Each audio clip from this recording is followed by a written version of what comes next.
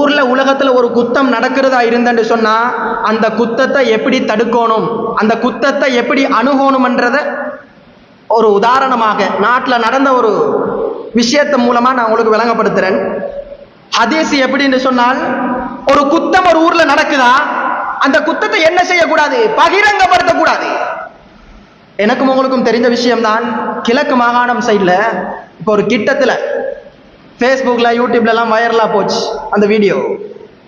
கண்ணியமானவர்களே, இந்த முட்டாள் கூட்டத்திட மூலமாக அந்த புள்ளையோ இல்ல அவங்க ரெண்டு பேர்ல யார் சரி ஒருத்தர் ஒன்றோ தூக்குல மாட்டி தொங்கிருந்தாலோ அப்படி இல்ல நஞ்ச குடிச்சு செத்திருந்தாலோ என்ன நிலைமை?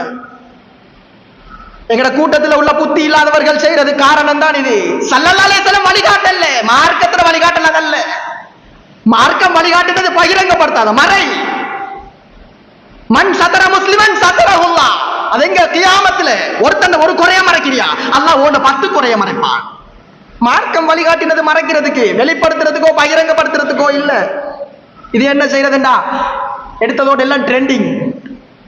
ஃபேஸ்புக்ல யூடியூப்ல நாங்க என்ன செய்யணும், எங்கட சேனல் அப்லோட் ஆகணும், சேனல் அப்லோட் ஆகணும், எங்கட சேனல் வைரல் ஆகணும். என்ன செய்யறது, அவன் குறைய எடுத்து அப்லோட் பண்றது.